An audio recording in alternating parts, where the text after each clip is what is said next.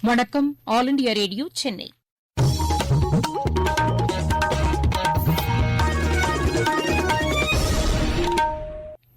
மாநிலச் செய்திகள் வாசிப்பவர் ஷியாமளா. தலைப்புச் செய்திகள்: பாதுகாப்புப் படையினரின் தேவைகளை மத்திய அரசு உடனுக்குடன் பூர்த்தி செய்து வருவதாக அத்துறைக்கான அமைச்சர் திரு ராஜ்நாத் சிங் கூறியுள்ளார். நாட்டின் வளர்ச்சிக்காக வரலாற்று சிறப்புமிக்க சீர்திருத்த நடவடிக்கைகளை மத்திய அரசு மேற்கொண்டு வருவதாக உள்துறை அமைச்சர் திரு அமித் ஷா தெரிவித்துள்ளார். வேளாண் துறைக்கென பட்ஜெட் தாக்கல் செய்யப்பட்டிருப்பது விவசாயிகளிடையே பெரும் மகிழ்ச்சியை ஏற்படுத்தியிருப்பதாக மாநில அமைச்சர் திரு சாமிநாதன் கூறியுள்ளார். சுதந்திரப் போராட்ட தியாகிகளின் வரலாற்றை இளைய சமுதாயத்தினர் அறிந்து கொள்ளும் வகையில் அருங்காட்சியகம் ஒன்றை தமிழக அரசு ஏற்படுத்த வேண்டும் என்று பிஜேபி வலியுறுத்தியுள்ளது. உலக இளையோர் வில்வித்தை போட்டியில் இந்தியா நேற்று 5 தங்கம் மற்றும் 3 வெண்கலப் பதக்கங்களை வென்றது. இனி விரிவான செய்திகள். பாதுகாப்புப் படையினரின் தேவைகளை மத்திய அரசு உடனுக்குடன் பூர்த்தி செய்து வருவதாக அத்துறைக்கான அமைச்சர் திரு ராஜ்நாத் சிங் கூறியுள்ளார். அகில இந்திய வானொலி வாயிலாக பாதுகாப்புப் படை வீரர்களிடையே அவர் உரையாற்றினார். எந்தவொரு சூழ்நிலையையும் எதிர்கொள்வதற்கு தயாராக இருக்குமாறு பாதுகாப்புப் படை வீரர்களை அவர் கேட்டுக் கொண்டார். மத்திய அரசு மேற்கொண்டு வரும் உறுதியான நடவடிக்கைகள் காரணமாக எல்லைப் பகுதியில் நிலைமை கட்டுக்குள் உள்ளதாகவும் அவர் தெரிவித்தார். பாகிஸ்தான் அத்துமீறி தாக்குதல் நடத்துவது குறைந்துள்ளதாகவும் திரு ராஜ்நாத் சிங் தெரிவித்தார். நாட்டின் வளர்ச்சிக்காக வரலாற்று சிறப்புமிக்க சீர்திருத்த நடவடிக்கைகளை மத்திய அரசு மேற்கொண்டு வருவதாக உள்துறை அமைச்சர் திரு அமித் ஷா கூறியுள்ளார். சமூக வலைதளத்தில் இக்கருத்தை பதிவு செய்துள்ள அவர், இதுவரை இல்லாத அளவிற்கு வளர்ச்சித் திட்டப் பணிகள் தற்போது மேற்கொள்ளப்பட்டு வருவதாக குறிப்பிட்டுள்ளார். இதன் மூலம் அனைத்து தரப்பினரும் பயனடைந்து வருவதாக அவர் தெரிவித்துள்ளார். சர்வதேச அரங்கிலும் இந்தியா வலுவான சக்தியாக உருவெடுத்துள்ளதாக அவர் கூறியுள்ளார். பிரதமர் திரு நரேந்திர மோடி மேற்கொண்டு வரும் உறுதியான மற்றும் துணிச்சல் மிக்க நடவடிக்கைகளே இதற்கு காரணம் என்றும் திரு அமித் ஷா தெரிவித்துள்ளார். பழங்குடியினர் தொடர்பான ஆராய்ச்சிப் பணிகளுக்கு மத்திய அரசு தொடர்ந்து ஊக்கமளித்து வருவதாக பழங்குடியினர் நலத்துறை அமைச்சர் திரு அர்ஜுன் முண்டா கூறியுள்ளார். விடுதலை பெருவிழாவின் ஒரு பகுதியாக ஆந்திராவில் பழங்குடியினர் ஆராய்ச்சி மற்றும் பயிற்சி இயக்கத்திற்கான புதிய கட்டிடத்தை காணொலி காட்சி வாயிலாக நேற்று தொடங்கி வைத்து அவர் உரையாற்றினார். பழங்குடியினரின் கலாச்சாரத்தை பாதுகாப்பதற்காக 27 ஆராய்ச்சி மையங்கள் செயல்பட்டு வருவதாகவும் அமைச்சர் கூறினார். சட்டப்பேரவையில் பொது மற்றும் வேளாண் பட்ஜெட் மீதான விவாதம் இன்று தொடங்குகிறது. 4 நாட்களுக்கு இந்த விவாதம் நடைபெறவுள்ளது. இதற்கிடையே வேளாண் துறைக்கென நிதிநிலை அறிக்கை தாக்கல் செய்யப்பட்டிருப்பது விவசாயிகளிடையே பெரும் மகிழ்ச்சியை ஏற்படுத்தியிருப்பதாக செய்தித்துறை அமைச்சர் திரு சாமிநாதன் கூறியுள்ளார். பவானிசாகர் அணையிலிருந்து பாசனத்திற்காக தண்ணீரை திறந்து வைத்த பின்னர் செய்தியாளர்களிடம் அவர் பேசினார். தமிழக அரசு வரலாற்றிலேயே வேளாண்மை துறைக்கென்று தனியாக ஒரு நிதிநிலை அறிக்கை தாக்கல் செய்யப்பட்டு ஒரு வேளாண்மை துறைக்கு ஒரு அங்கீகாரம் கிடைத்திருக்கின்றது. உங்களுடைய விவசாயிகளும் பெருமகிழ்ச்சி அடைந்திருக்கின்றார்கள். இந்த நிதிநிலை அறிக்கையின் மூலம் பல்வேறு திட்டங்கள், கடந்த காலங்களில் மாண்பு முதல்வர் அவர்கள் கொண்டு வந்த உழவர் சந்தை திட்டம், இப்படி எண்ணற்ற திட்டங்கள் மீண்டும் அங்கே புதுப்பிக்கப்பட்டிருக்கின்றது.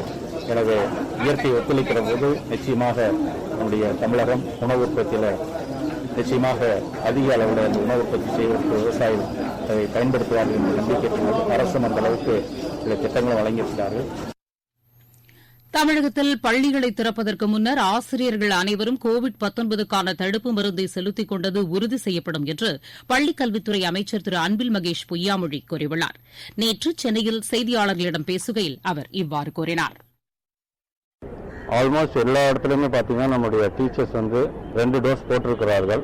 அந்த 2 டோஸ் போடாதவர்கள் யார் யாருங்கின்ற அந்த சிஓ கணக்குகள் இன்னைக்கு எங்களுக்கு வழங்கப்பட்டு கொண்டிருக்கின்றது. ஒவ்வொரு மாவட்டத்துக்கும் வந்துட்டு இருக்கிறது. ஏன்னா முதலமைச்சர்களுடைய எண்ணம் என்பது செப்டம்பர் 1ஆம் தேதியிலிருந்து நாம் பள்ளிக்கூடங்களை 9ஆம் வகுப்பிலிருந்து 12ஆம் வகுப்பு வரைக்கும் திறப்பதற்கு ஆயத்தமாக வேண்டும் என்கின்ற ஒரு கட்டளை இட்டிருக்கிறார்கள். மாண்புமிகு சுகாதாரத்துறை அமைச்சர் அவர்களிடம் எடுத்து சொல்லியிருக்கிறோம். அவர்களுக்கெல்லாம் நீங்கள் ஃபர்ஸ்ட் ப்ரிஃபரன்ஸ் கொடுத்து அவங்க அந்த ஊசி போட அந்த ஏற்பாடை செய்து தரணும் அவற்றை நாங்கள் கோரிக்கை வச்சிருக்கிறோம். தமிழ்நாடு இயல் இசை நாடக மன்றத்தின் தலைவராக திரு வாகை சந்திரசேகர் நியமிக்கப்பட்டுள்ளார். தமிழ்நாடு நாட்டுப்புற கலைஞர்கள் நல வாரியத்தின் தலைவர் பொறுப்பையும் அவர் வகிப்பார் என்று மாநில அரசின் செய்திக்குறிப்பு தெரிவிக்கிறது. நீங்கள் கேட்டுக் கொண்டிருப்பது ஆல் இண்டியா ரேடியோவின் மாநில செய்தி அறிக்கை. நேயர்களே, நாட்டின் 75வது சுதந்திர தினத்தையொட்டி சென்னை அகில இந்திய வானொலியின் மாநில செய்திப் பிரிவும் இந்தியன் வங்கியும் இணைந்து விடுதலை பெருவிழா சிறப்பு வினாடி வினா நிகழ்ச்சியை நடத்துகிறது. செவ்வாய் மற்றும் வியாழக்கிழமை தோறும் செய்தி அறிக்கைகளில் இடம்பெறும் கேள்விக்கான பதிலை AAR News Quiz@gmail.com என்ற மின்னஞ்சலில் உங்களது கைபேசி எண் மற்றும் முகவரியுடன் தெரிவிக்க வேண்டும். சரியான பதிலளிக்கும் முதல் 3 நேயர்களுக்கு இந்தியன் வங்கி சார்பில் பரிசும் வழங்கப்படும். வெற்றி பெற்றவர்களின் பெயர்கள் புதன் மற்றும் வெள்ளிக்கிழமை காலை மாநில செய்திப் பிரிவின் சமூக வலைதளங்களில் வெளியிடப்படும். விடுதலை பெருவிழாவில் பங்கேற்போம். விடுதலைக்கு வித்திட்டவர்களுக்கு புகழ் சேர்ப்போம்.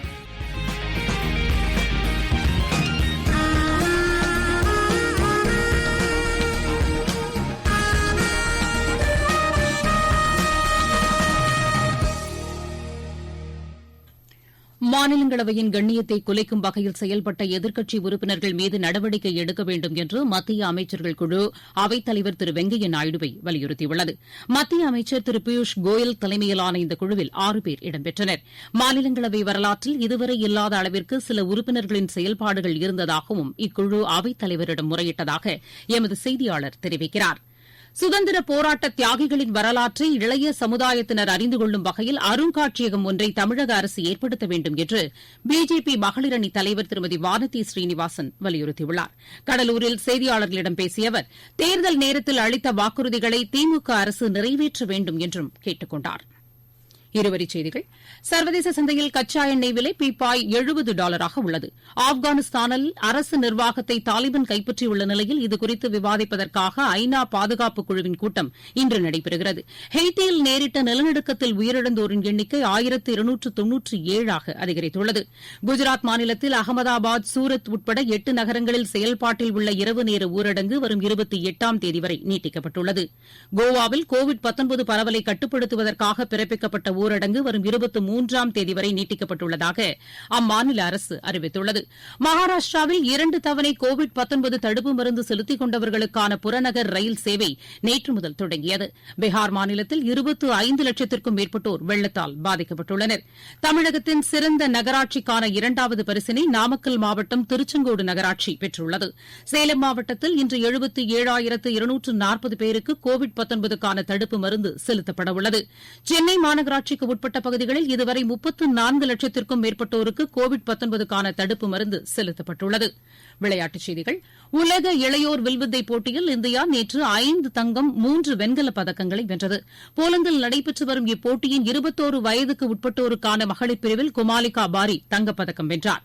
18 மற்றும் 21 வயதுக்கு உட்பட்டோருக்கான ஆடவர் மற்றும் கலப்பு பிரிவுகளிலும் இந்தியா தங்கப்பதக்கம் வென்றது. மகளிர் தனிநபர் பிரிவில் மஞ்சிரி மனோஜும் ஆடவர் தனிநபர் பிரிவில் விஷால் சங்மையும் மகளிர் குழு பிரிவிலும் இந்தியா வெண்கலப் பதக்கங்களை வென்றது. இப்போட்டியில் 8 தங்கம் 2 வெள்ளி 5 வெண்கலப் பதக்கங்களை வென்று பதக்கப்பட்டியலில் இந்தியா முதலிடம் பிடித்தது. சிறப்பான ஆட்டத்தை வெளிப்படுத்தி 15 பதக்கங்களை வென்ற இந்திய அணிக்கு பிரதமர் திரு நரேந்திர மோடி பாராட்டு தெரிவித்துள்ளார். சர்வதேச அளவிலான ஜூனியர் மல்யுத்த போட்டி ரஷ்யாவில் இன்று தொடங்குகிறது. ஸ்பிளின்பர்கோ ஓபன் செஸ் போட்டியில் இந்தியாவின் ரோனக் சாத்வானி பட்டம் வென்றார். இத்தாலியில் நடைபெற்ற இப்போட்டியில் 7 புள்ளிகள் பெற்று அவர் இப்பட்டத்தை கைப்பற்றினார். இந்தியாவிற்கு எதிரான 2வது டெஸ்ட் கிரிக்கெட் போட்டியில் இங்கிலாந்து வலுவான நிலையில் உள்ளது. லார்ட்ஸில் நடைபெற்று வரும் இப்போட்டியின் 4ஆம் நாளான நேற்று ஆட்டநேர இறுதியில் இந்தியா 2வது இன்னிங்ஸில் 6 விக்கெட் இழப்பிற்கு 181 ரன் எடுத்துள்ளது. ரிஷப் பந்த் 14 ரன்னுடனும் ஈஷாந்த் சர்மா 4 ரன்களுடனும் களத்தில் உள்ளனர். இங்கிலாந்து முதல் இன்னிங்ஸில் 391 ரன்னுக்கும் இந்தியா முதல் இன்னிங்ஸில் 364 ரன்னுக்கும் ஆட்டமிழந்தது. தமிழ்நாடு பிரீமியர் லீக் கிரிக்கெட் போட்டி இறுதி ஆட்டத்தில் சென்னை அணி 8 ரன் வித்தியாசத்தில் திருச்சி அணியை வென்று கோப்பையை கைப்பற்றியது. சென்னையில் நடைபெற்ற இப்போட்டியில் டாஸ் வென்ற திருச்சி அணி முதலில் பந்து வீச தீர்மானித்தது. இதனையடுத்து பேட் செய்த சென்னை அணி நிர்ணயிக்கப்பட்ட 20 ஓவரில் 6 விக்கெட் இழப்பிற்கு 183 ரன் எடுத்தது. பின்னர் களமிறங்கிய திருச்சி அணி 7 விக்கெட் இழப்பிற்கு 175 ரன் எடுத்து தோல்வியடைந்தது. டோக்கியோ பாராலிம்பிக் போட்டியில் இந்தியா சார்பில் பங்கேற்கவுள்ள 54 பேருடன் பிரதமர் திரு நரேந்திர மோடி நாளை காணொலி காட்சி வாயிலாக கலந்துரையாடுகிறார். மீண்டும் தலைப்புச் செய்திகள். பாதுகாப்பு படையினரின் தேவைகளை மத்திய அரசு உடனுக்குடன் பூர்த்தி செய்து வருவதாக அத்துறைக்கான அமைச்சர் திரு ராஜ்நாத் சிங் கூறியுள்ளார். நாட்டின் வளர்ச்சிக்காக வரலாற்று சிறப்புமிக்க சீர்திருத்த நடவடிக்கைகளை மத்திய அரசு மேற்கொண்டு வருவதாக உள்துறை அமைச்சர் திரு அமித் ஷா தெரிவித்துள்ளார். வேளாண் துறைக்கென பட்ஜெட் தாக்கல் செய்யப்பட்டிருப்பது விவசாயிகளிடையே பெரும் மகிழ்ச்சியை ஏற்படுத்தியிருப்பதாக மாநில அமைச்சர் திரு சாமிநாதன் கூறியுள்ளார். சுதந்திர போராட்ட தியாகிகளின் வரலாற்றை இளைய சமுதாயத்தினர் அறிந்து கொள்ளும் வகையில் அருங்காட்சியகம் ஒன்றை தமிழக அரசு ஏற்படுத்த வேண்டும் என்று பிஜேபி வலியுறுத்தியுள்ளது. உலக இளையோர் வில்வித்தை போட்டியில் இந்தியா நேற்று 5 தங்கம் மற்றும் 3 வெண்கலப் பதக்கங்களை வென்றது. இத்துடன் இந்த செய்தி அறிக்கை நிறைவடைந்தது.